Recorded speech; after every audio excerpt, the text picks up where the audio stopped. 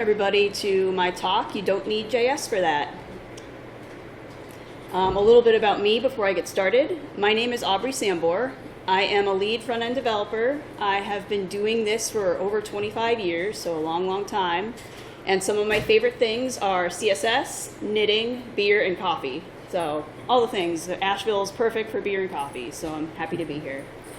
If you want to find me online, I am located on Mastodon primarily for social media. So labyrinth.social/starshaped is where I'm located. You can go to my website at aubreysambor.com, and I am starshaped on drupal.org.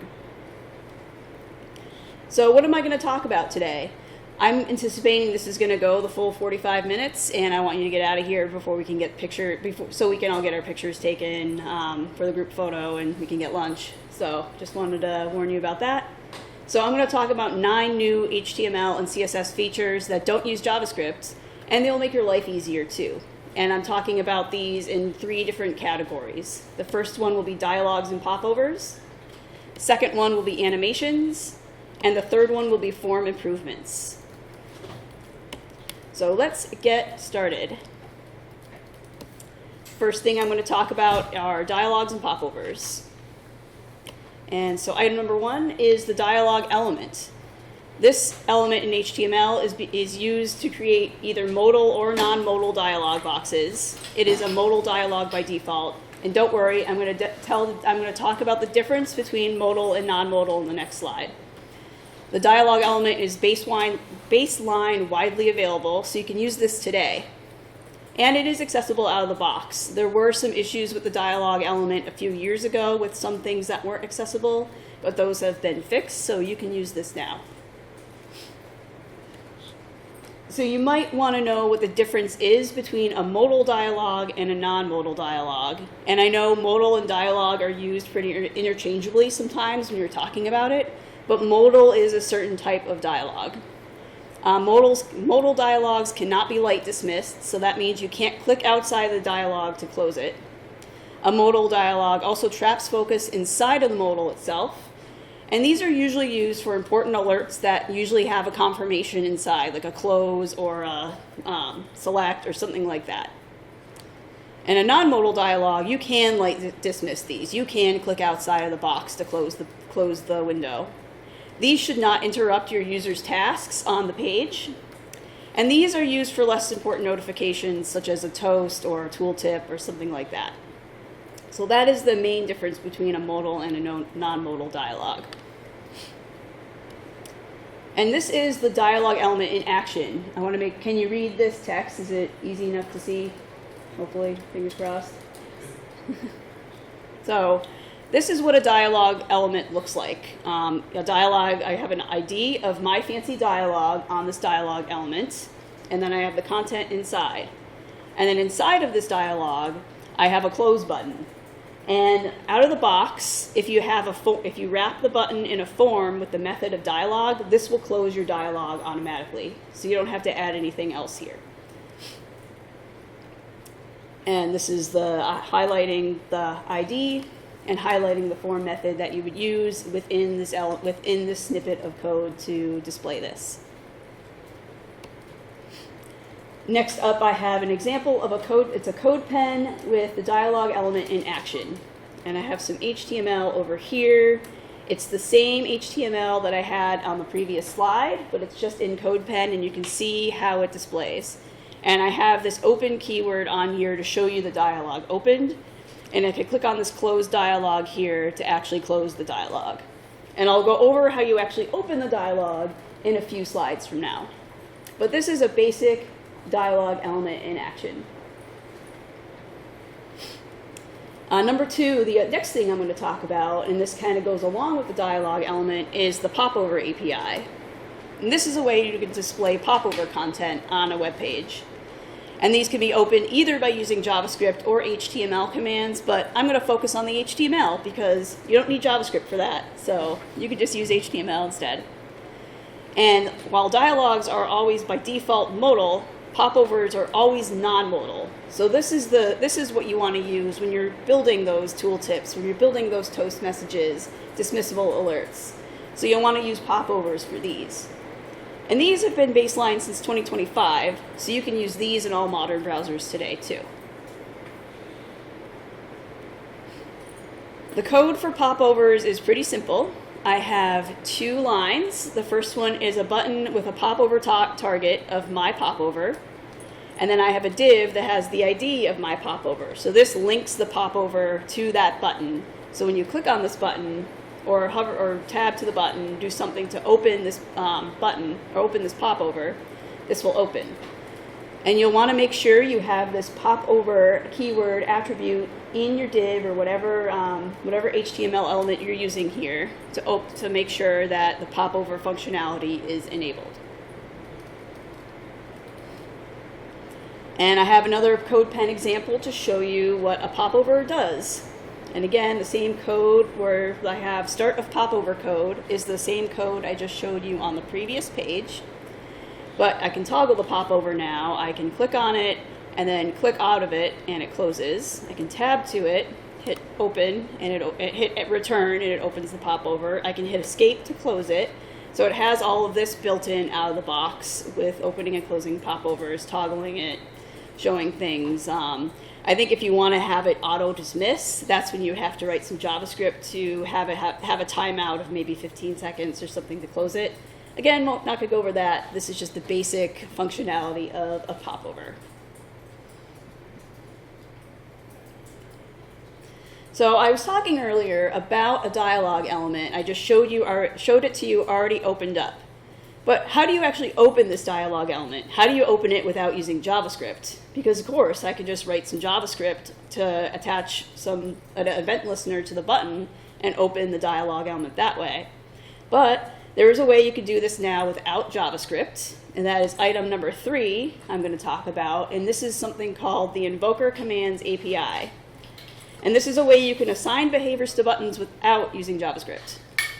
And you can toggle both dialogs and popovers just by adding these attributes to your HTML that I'm going to talk about on the next slide.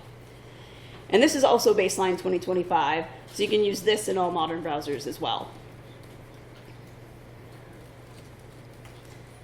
So when you're using Invoker commands, there are 2 different attributes you're going to want to add to your elements here. The first one I'm going to talk about is command 4.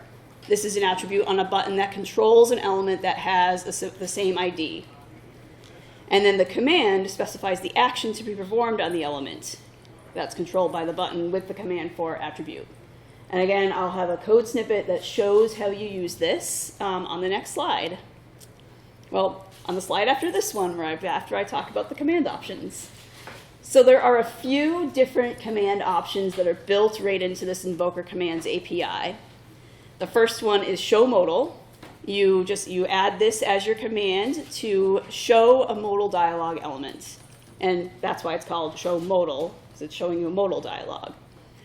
There is a close command. This closes a modal dialog. And so show modal and close are for dialog elements.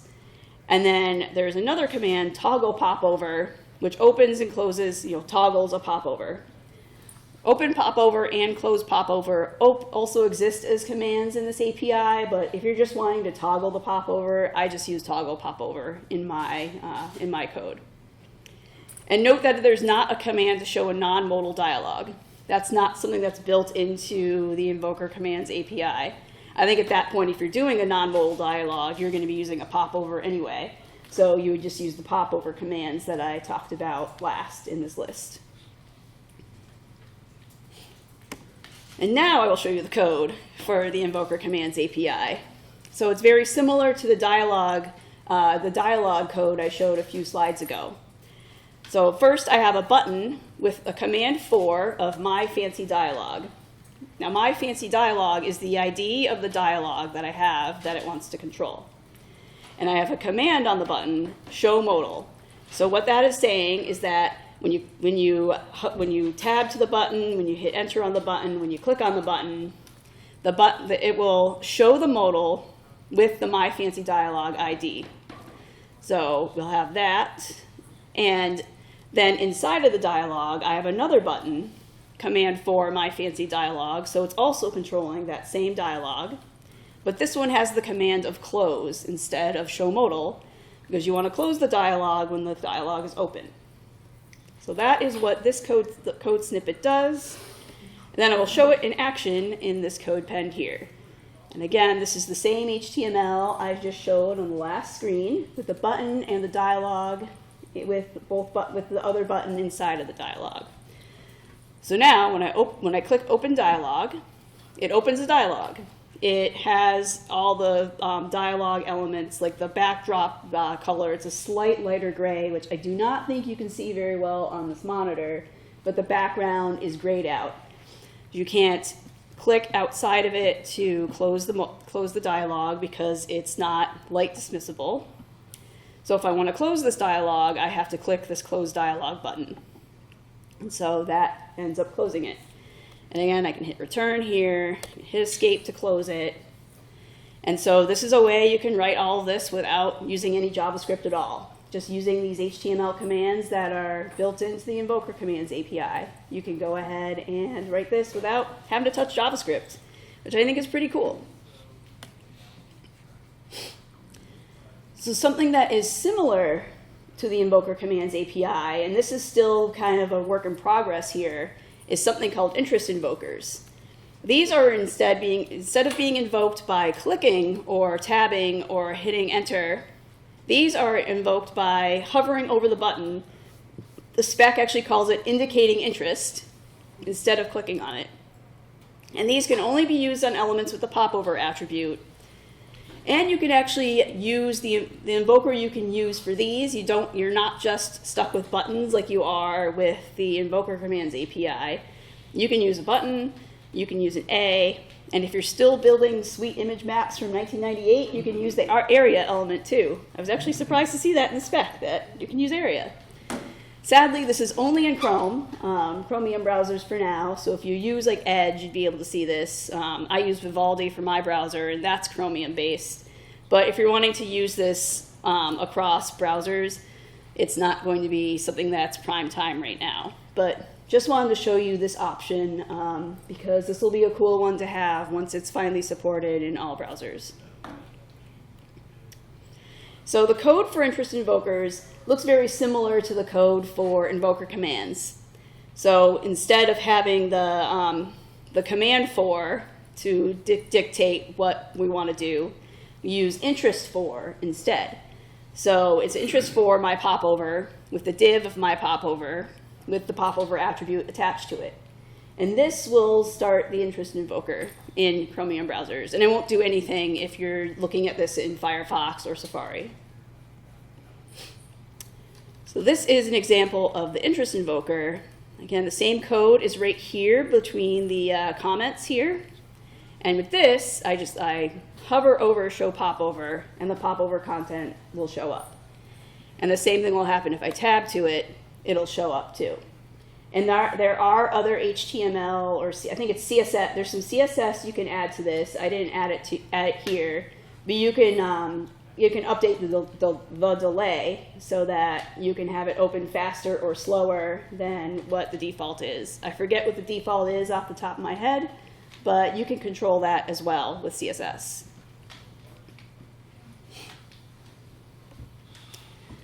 So number 5 is anchor positioning, and this is another way. This is a way you can anchor one element to another, such as a dropdown.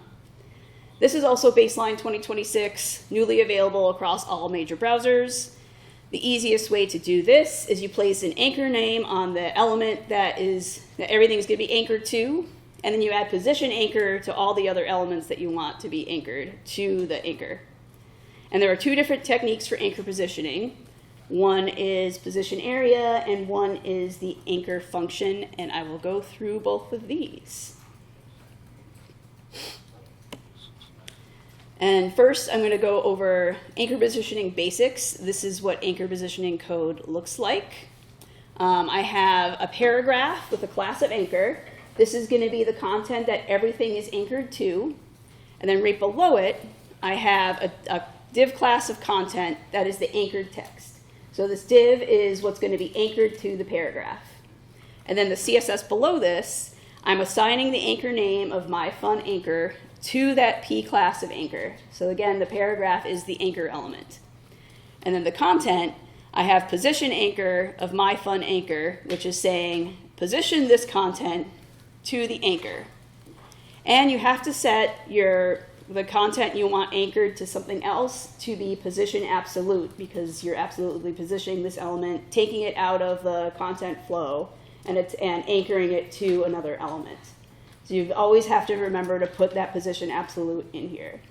So this is the basic setup for an anchor positioning. This is the bare minimum you need, and I'm going to go over the techniques on how you actually position position the element to the anchor. So the first technique I'm talking about is position area, and these can kind of get a little into the weeds too.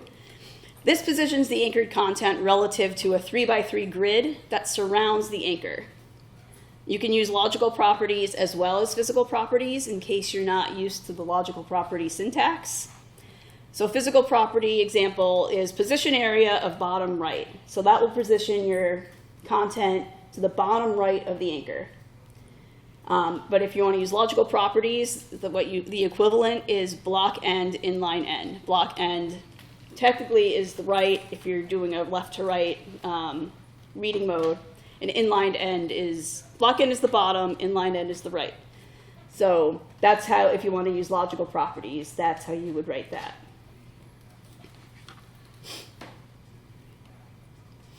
And this is position area in action. This is the code you would write to actually align this to the bottom right of the anchor.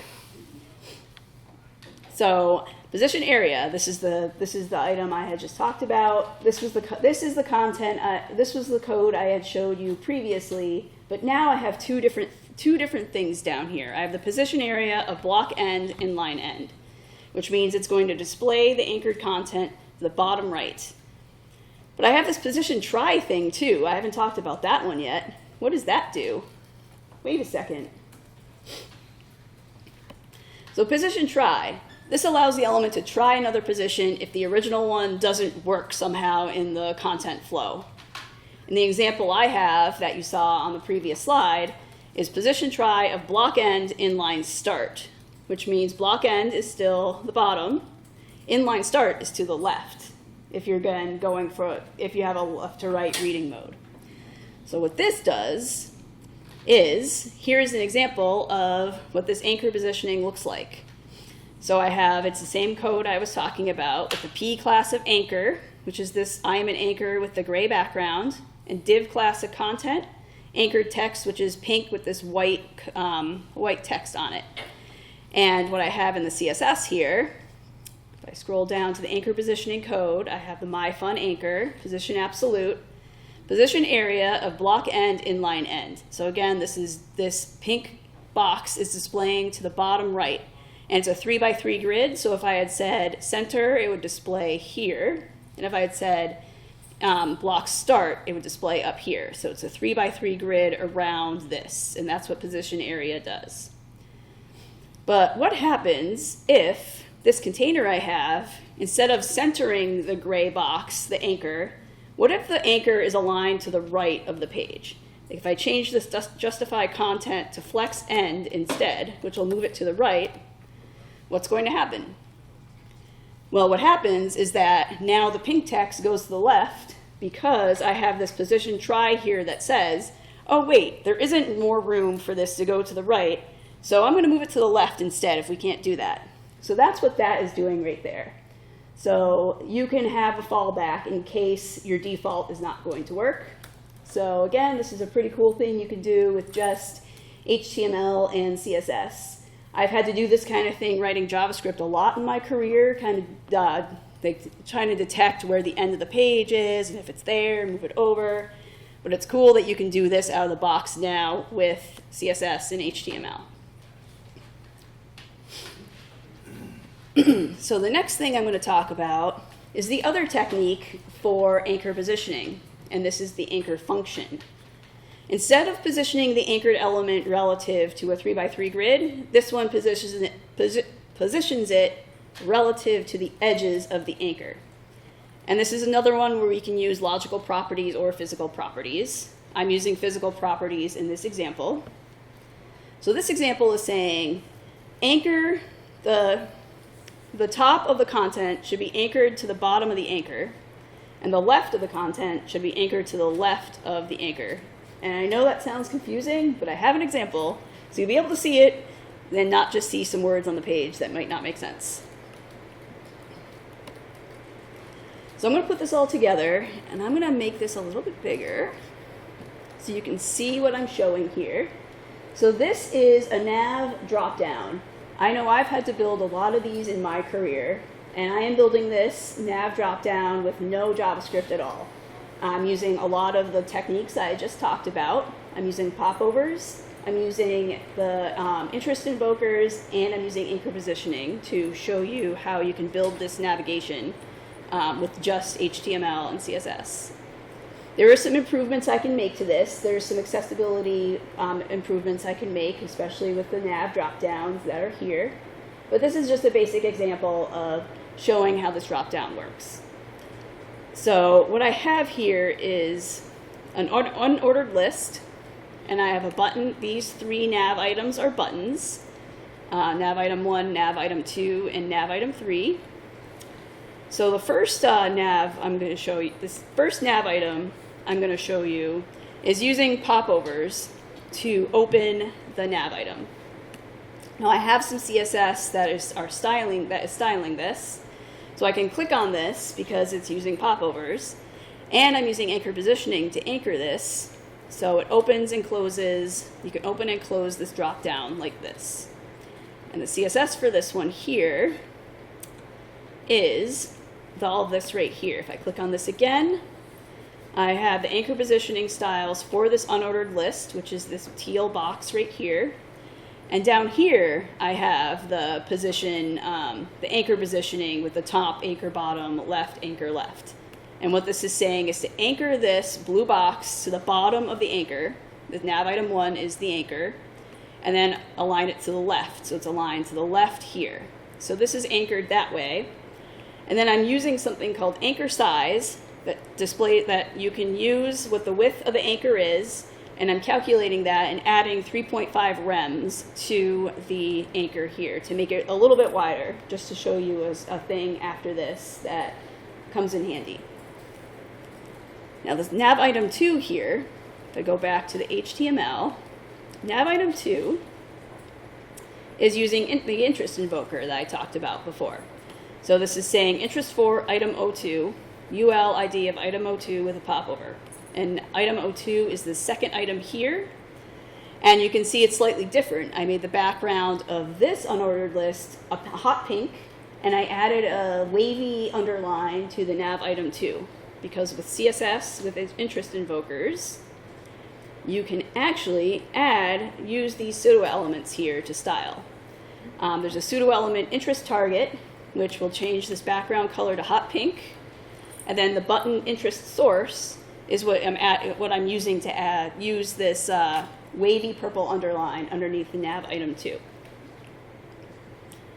So the last one here, nav item 3, is using a popover again. It's the same kind of code, but it's the last item in this nav item. And if you remember this one, it goes over to the right. But now it's the end. I don't want it to go over to the right like that. So what happens?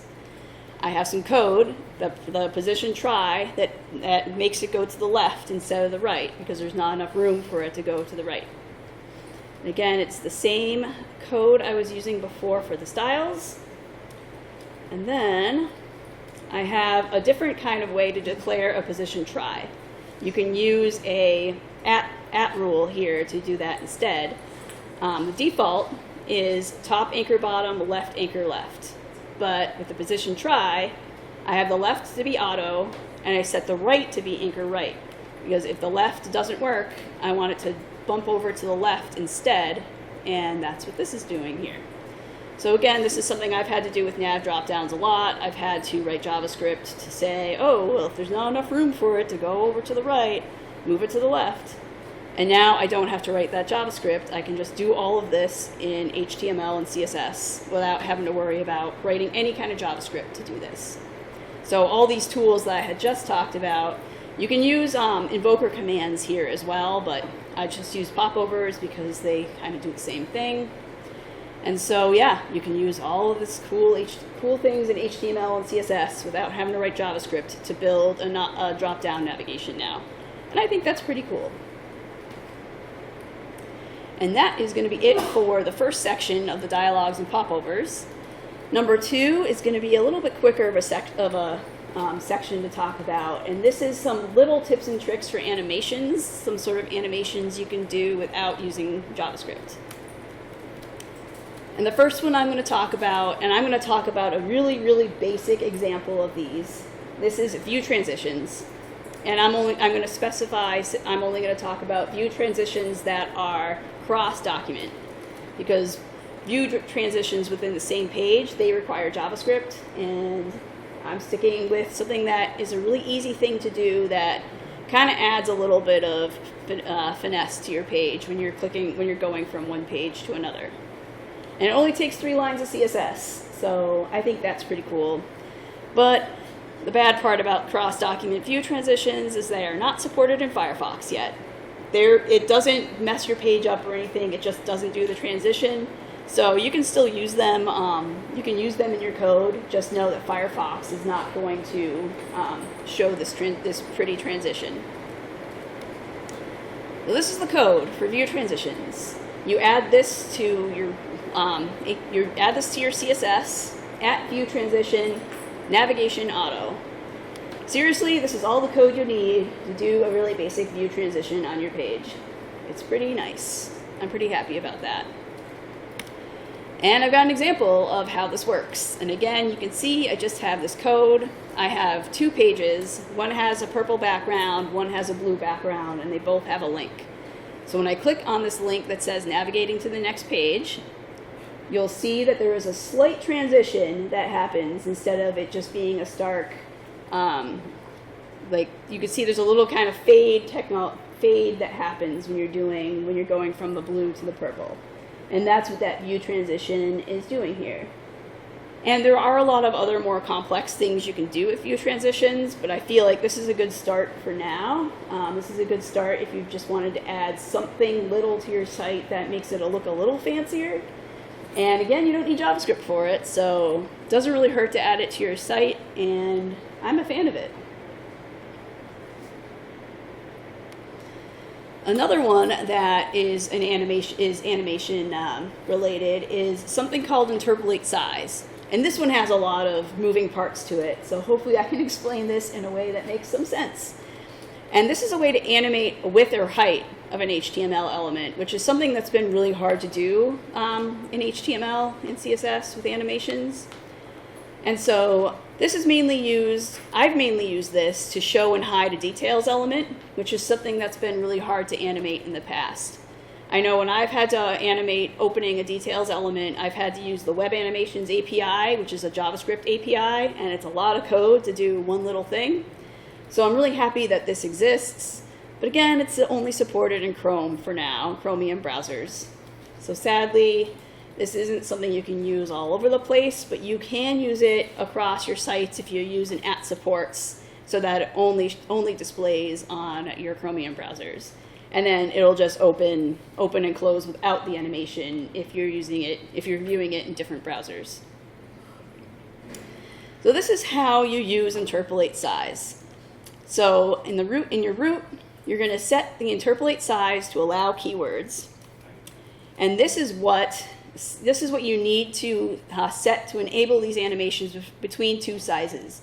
And in the case of a details element, it's between 0 when it's closed and some sort of height. Usually it's an auto height because you don't know what's inside your details elements. You can't really say what it's going to be.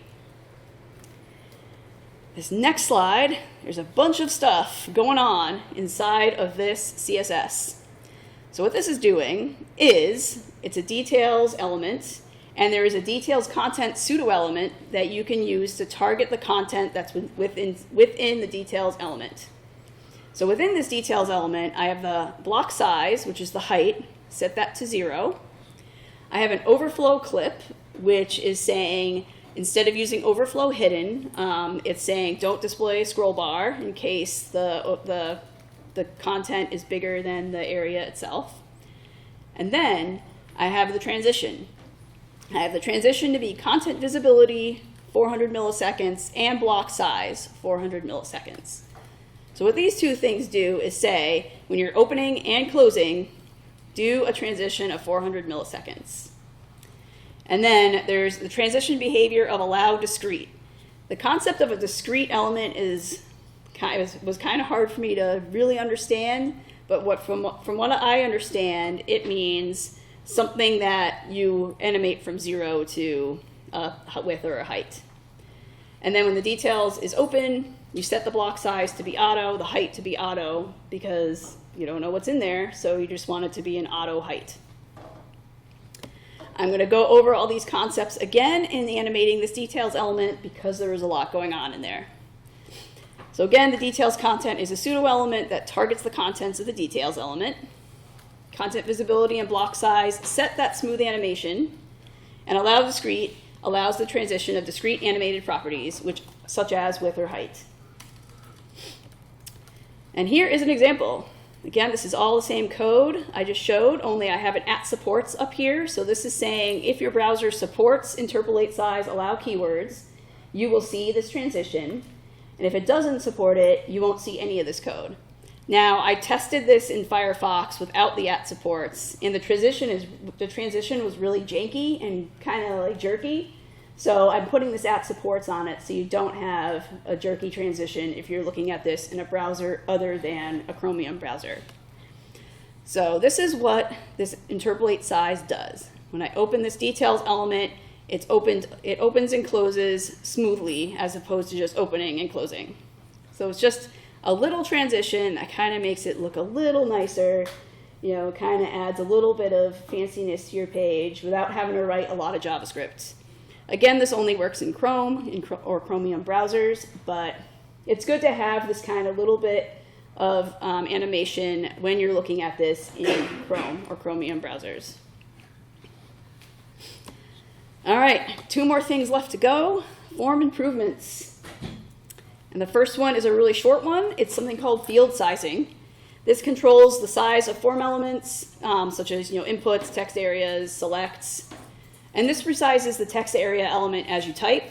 And there's no JavaScript required for this. And this is also just 3 lines of code. This is baseline 2026, supported in all modern browsers. So this is something you can use today as well. And again, this 1 line of code, you set your input, select, and text area for field sizing equals content. And this will make everything auto-sizable. Some guardrails you're going to want to put in here, though, is you're going to want to put probably a min and max height for this so that it's not like expanding all the way down your page when you're typing in a text area. So you'll want to have some sort of guardrails in here, but it's good to have this in case people are typing and you don't want to have it be like a small text area where there's a scroll bar in there. In the example for this one, I just have it on a text area with the field sizing of content. I have some placeholder text in here, but if I start typing in here, this is a text area. I'm typing to show that it gets bigger. So it's expanding as I'm typing, and I can use this drag and drop thingy as well, but if I just want it to grow, I can just do this. And just a pretty nice useful thing that you don't need to write JavaScript for to make this bigger. All right, 10 minutes left, and the last thing I'm going to talk about has a lot of moving pieces as well, and this one is something that I can't wait to be supported everywhere, and these are customizable selects. This is a new way to style the select element without having to use a JavaScript library. I'm pretty sure a lot of people in this room have had to use things like chosen or select to or do things like some sort of jQuery library or JavaScript library to make your drop downs look a little better, to have them not just be the stock select element that browsers have by default. So what this does, it allows the ability to style the area that's open the list of select options. You can style the select arrow. You can style the check mark. You can style a lot of things in here just with HTML and CSS. Once this is supported outside of Chromium browsers. Wah, wah. So to do this, you're going to be adding this new HTML element to your select called selected content. And this is something that styles the currently selected option in your select. So in here, you have your select HTML element, and then you add a button in there, and within the button, you put the selected content element inside. And then below the button, that's when you'll put your options like you usually do when you're building a select. Next up is making this customizable. And there's a couple new things you can use to do this. There is a pseudo element called picker select. And this targets the contents of the select element. This targets when you have the select opened, the contents that are inside. And you want to set both the select element and the picker select to have the appearance of base select. This turns on the ability to make the select customizable. Appearance equals base select.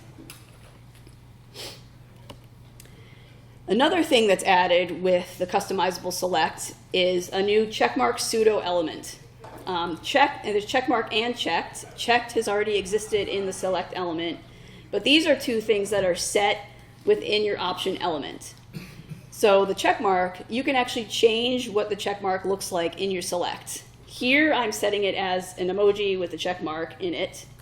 And then with checked, I'm just making the font size bold so that when you're viewing your checked element inside of your select, the text will be bold. See those. You can also style the picker arrow within your select elements here. And you do this by the picker icon pseudo element. And in my example here, I'm using my favorite color that I used back on my websites back in 1998, number FF1493. It's an eye-searing hot pink. For some reason, I loved it when I was 18 years old, and I still remember the number and put it like when I'm doing examples. So with this, I am making the picker arrow hot pink, and I'm adding a transition to it so that when you open the select, the arrow rotates 180 degrees so you can see that the select is open. And I have a little bit more about customizable selects before I show you what this does. Now, when you're using a customizable select, option elements within the select have a display of flex by default. So you can use Flexbox to style the option elements. You can add emojis in there, you can add text in there, you can make a gap in between each element, you can align them different ways because it has an inherent display of flex. Checkmark and picker icon are not included in the accessibility tree, so it's not going to mess up when people using screen readers. They're going to be like, what is this emoji for this checkmark? What's happening here? So you don't have to worry about that with that. You can add some CSS animations for opening and closing the select element itself. I just have an animation for rotating the arrow, but you can add an animation to open and close the select as well. And we can also use our old friend anchor positioning to position that open select container in different ways, which I think is also pretty cool. So this is the example. I'll make it a little bit bigger. So this is my code for a customizable select. And it has the code that I showed before with the HTML, with the select. It has with the selected content inside, and then I have a bunch of options. And in here, I have a bunch of emojis with the word right next to it. And to make this accessible, I have, if I scroll down, I've wrapped everything in spans. I put an aria hidden true on all of these, the heart emojis inside, because I don't want a screen reader to just read out pink heart, red heart, orange heart. So it just will read out the name of the text instead. So that is what the HTML looks like for this. And this is what the select looks like. I have the pick a heart is checked by default because it's the default option in here. You can see that when I'm opening and closing, the arrow rotates, the hot pink arrow. If I select the red heart, Now when I open it again, red has a blue background with a check mark over it, next to it, because that's the one that's selected. And if I show you the CSS, it's a lot of what I talked about earlier in the slides, just put all together. I have the appearance-based select on both of the select element here, and picker select is this area that's open now. And I styled the select by putting a border radius on it, a cursor pointer. Picker select, again, this area here. I put a border radius on it as well, and I put anchor positioning on it. I wanted to add a little bit of space between the select element and the picker select.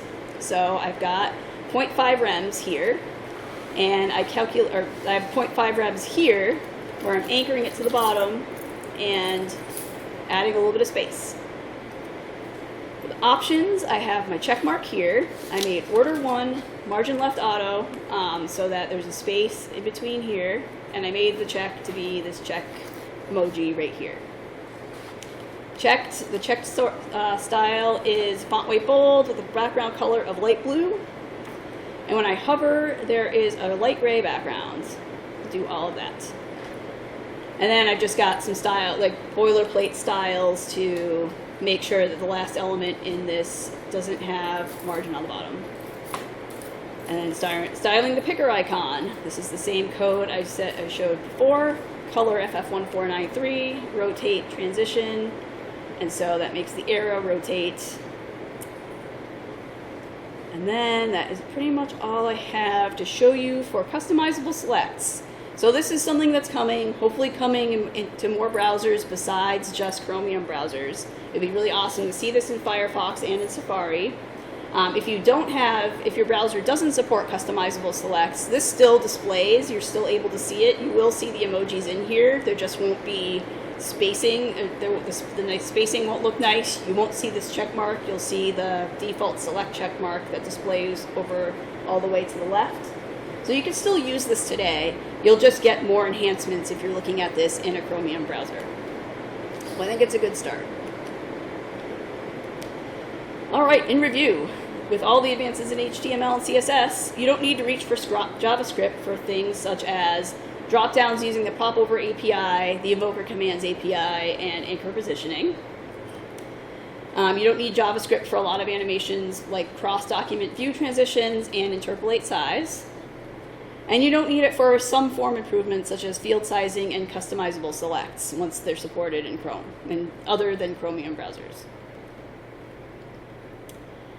I've got some further reading. These are some articles I read to read up on what all these things do. So these are also all really good things to read. There is an HTML Advent Calendar article that I wrote last year that talks about Invoker Commands more in depth in case you want to learn more about what else you can do with Invoker Commands. So check that out. And here's my information again. Again, I'm a lead front-end developer. I've been doing this for a long time. I love CSS. I love HTML. I love accessibility. And if you want to find me online, these are the places you can find me. And thank you. And I think we're at time because we have the picture in 2 minutes. So thank you.